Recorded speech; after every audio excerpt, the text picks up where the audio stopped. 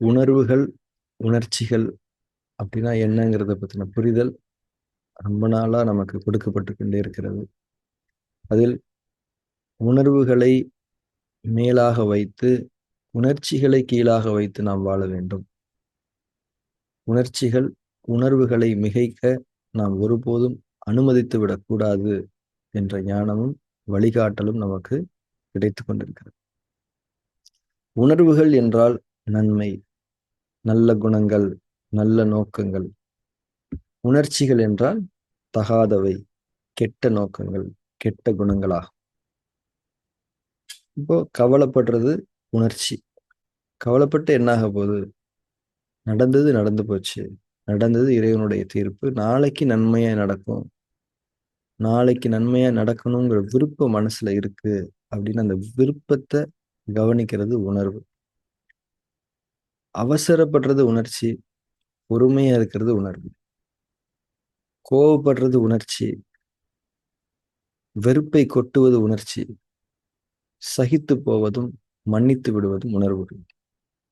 பொறாமைப்படுவது உணர்ச்சி, வாழ்த்துவது உணர்வு. பெருமைப்படுவது உணர்ச்சி, எல்லா பெருமைகளும் இறைவன் ஒருவனுக்கே என்பது உணர்வு.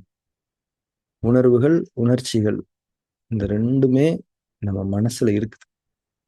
ரொம்ப முக்கியமா நம்ம என்ன கவனிக்கணும்னா, எந்த ஒரு செயல் நம்மளால செய்யப்படும் போதும் இந்த இரண்டுமே எழுகிறது. ஒரு துளிர் போல முளை விடுகிறது. அதில் நாம் எதனை வளர்த்தெடுக்கின்றோம் என்பதுதான் இங்கே முக்கியம். அதில் அந்த இரண்டில் எந்த ஒன்றை நாம் வளர்த்தெடுக்கின்றோம், எந்த ஒன்றை நாம முழுமையாக வெளிப்படுத்த அனுமதிக்கின்றோம், ஒரு செயலாக மாற அனுமதிக்கின்றோம் என்பது முக்கியம். உணர்ச்சிகளிலேயே வாழ்ந்து கொண்டிருக்கக்கூடிய ஒருவர் உணர்ச்சிகளையே வளர்த்தெடுப்பார். உணர்வுகளில் வாழ்ந்து கொண்டிருக்கக்கூடிய ஒருவர் உணர்வுகளையே வளர்த்தெடுப்பார். உணர்ச்சிகளில் வாழ்ந்து கொண்டிருக்கக்கூடிய ஒருவரால் உணர்வுகளை வளர்த்தெடுக்க வேண்டும் என்று விரும்பினாலும் அவரால் முடியாது. அதே போலத்தான் உணர்வுகளிலேயே வாழ்ந்து கொண்டிருக்கக்கூடிய ஒருவர் உணர்ச்சிகளை வளர்த்தெடுக்கலாம் என்று நினைத்தாலும் அதுவும் முடியாது. அதாவது ஒரு குறிப்பிட்ட தன்மை அதை ஒத்த இன்னொரு தன்மையையே வளர்த்தெடுக்கும் என்பதை நாம் புரிந்து கொள்ள. அதாவது உணர்ச்சியில இருக்கோம்னா உணர்ச்சியைத்தான் நம்ம வளர்த்தெடுக்க முடியும். அதுக்கான தன்மைகள் தான் அங்க அதிகமா இருக்கும். உணர்வுகள்ல இருந்தா உணர்வுகளை நாம் வளர்த்தெடுக்க. உணர்வுகளை மேலாக வைத்து உணர்ச்சிகளை கீழாக வைத்து வாழக்கூடிய வாழ்க்கையை தானே நாம் இறை வழி வாழ்க்கை என்று சொல்லுகின்றோம். அதில் தானே நமக்கு அமைதி இருக்கிறது. நம்முடைய அமைதியை கொண்டு இந்த உலகத்தோடு நாம் இணக்கமும் சமாதானமும் அடைந்து கொள்கிறோம். இப்போ ஒரு சிம்பிளான கொஸ்டின், நம்ம எல்லாருமே இதை அனுபவிச்சிருக்கோம். நல்லது செய்யணும்னு நினைக்கிறேன், ஆனா செய்ய முடியல. பொறுமையா இருக்கணும்னு நினைச்சேன், இருக்க முடியல. கோவமே படக்கூடாதுன்னு நினைச்சேன், கோவப்பட்டுட்டேன். கவலையே படக்கூடாதுன்னு நினைச்சேன், இப்ப கவலையில மூழ்கி இருக்கிறேன். இது பிராக்டிக்கலா நமக்கு நடந்துட்டு இருக்கு. ஏன்னா நாம உணர்ச்சிகள்லயே இருக்கிறதுனால நம்மளால உணர்வுகளை, அந்த முளைவிட்ட அந்த உணர்வுகள், உணர்ச்சிகள் அந்த ரெண்டுல உணர்வுகளை வளர்த்தெடுக்க முடியல, நம்மள டெவலப் பண்ணிக்க முடியல. ஏன் இந்த நிலைமை அப்படின்னா, நாம அதிகமாக அதிகம் புற சூழலிலேயே இருக்கின்றோம். இந்த புற உலகத்தை நோக்கியே இருக்கின்றோம். இந்த புற உலகத்தின் ஈடுபாடுகளிலேயே நாம் திளைத்து இருக்கின்றோம். இந்த புற உலகம் என்பது உணர்ச்சிகளால் ஆனது. இந்த புற உலகம் நம்முடைய உணர்ச்சிகளை மேலும் மேலும் பலப்படுத்தி கொண்டே இருக்கின்றன.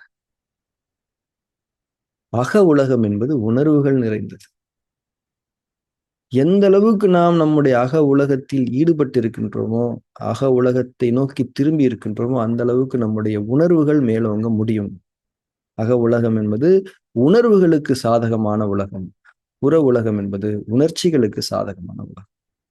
நாம் அதிகம் புற உலகத்தில் ஈடுபட்டு உணர்ச்சிகளில் மூழ்கி உணர்ச்சிகளில் உயர்ந்த நிலையில் இருக்கின்றோம். அதனால்தான் நம்மால் உணர்வுகளும் உணர்ச்சிகளும் முளைவிடும் போது உணர்வுகளை வளர்த்தெடுக்க முடியாமல் உணர்ச்சிகளை வளர்த்தெடுக்க வேண்டிய ஒரு கட்டாயம் ஏற்பட்டுவிடும். இந்த இடத்தில் தியானம் என்பதனுடைய அவசியத்தை நாம் உணர்ந்து கொள்ள வேண்டும். தியானம் என்பது என்ன? நம்முடைய அகசூழலில் திரும்பி இருக்கக்கூடிய, அகசூழலில் முழுமையாக ஈடுபட்டு இருக்கக்கூடிய ஒரு செயல்முறை.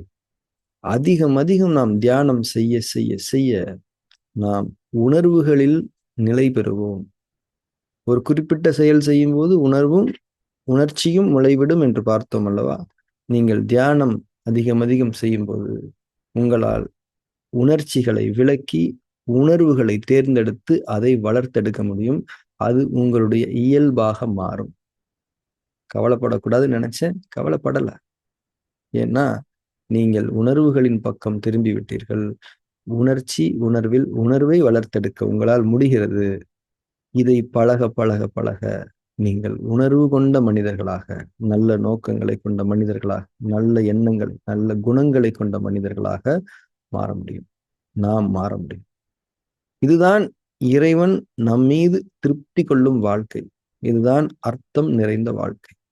தியானம் நம்மை அர்த்தம் நிறைந்த ஒரு வாழ்வை வாழ்வதற்கு உதவி செய்ய முடியும். எல்லாருக்குமே நல்லா வாழணும்னு தானே ஆசை. யாருக்காவது கெட்ட கெட்ட தன்மையில வாழ்ந்துடணும், என் வாழ்க்கை கெட்ட தன்மையில இருக்கணும்னு நினைக்கிறாங்களா? இல்லையே. எல்லாருக்குமே நன்மைகள் விருப்பம், ஆனா செய்ய முடியல. ஏன்னா உணர்ச்சிகள் தடுக்கின்றது. இப்ப அதை பிரேக் பண்ணணும். நம்மளை ஒரு பழக்கத்துக்குள்ள உட்படுத்திக்கணும். உணர்ச்சிகளை விலக்கி உணர்வுகளை தேர்ந்தெடுக்கக்கூடிய தன்மைக்கு நம்மளை பக்குவப்படுத்திக்கணும்னா தியானம் அற்புதமான கருவி, தவிர்க்க முடியாத கருவி. இன்றைய நவீன உலகத்தில் தியானம் என்பது ஒரு புதிய மேண்டேட்டரி, ஒரு கட்டாயமான வாழ்வியல் அங்கம் என்பதை நாம் ஒவ்வொருவரும் உணர்ந்து கொள்ள வேண்டும். ஏன்னா இன்னைக்கு அவ்வளவு சேலஞ்சஸ், நம்மை உணர்ச்சி மயமாக்கக்கூடிய அத்தனை விஷயங்கள் இந்த உலகத்துல நிறைஞ்சிருக்கு. நாளுக்கு நாள் அது அசுரத்தனமா டெவலப் ஆகிட்டே இருக்கு. இந்த நிலையில முன் எப்போதும் இல்லாத அளவுக்கு நாம் தியானத்தை தீவிரப்படுத்த வேண்டும். தட் இஸ் நம்முடைய அக சூழலில் நிலை பெறுவதை, நம்முடைய அக உலகத்தில் நாம் உலவுவதை உறுதிப்படுத்த வேண்டும். இது ஒன்றுதான் நம்முடைய மீட்சிக்கு வழி, நம்முடைய அமைதிக்கு வழி. நமக்கு இறைவன் அளித்த இந்த அளப்பரிய மனித பிறவியை அர்த்தம் நிறைந்ததாக மாற்றிக்கொள்வதற்கு ஒரே வழி தியானம், இறை வழி தியானம். இந்த ஒரு அழகிய உணர்வோடு இன்றைய தியான செயல்முறையை நாம் துவங்கலாம். நாம் அனைவரும் கண்களை மூடிக்கொண்டு புற சூழலில் இருந்து விலகி, உணர்ச்சிகளின் உலகத்தில் இருந்து விலகி அக சூழலுக்குள் திரும்பும், உணர்வுகளின் உலகத்திற்குள் திரும்பும். கண்களை மூடியிருத்தல், கண்களை மூடியிருத்தலின் மீது கவனம்.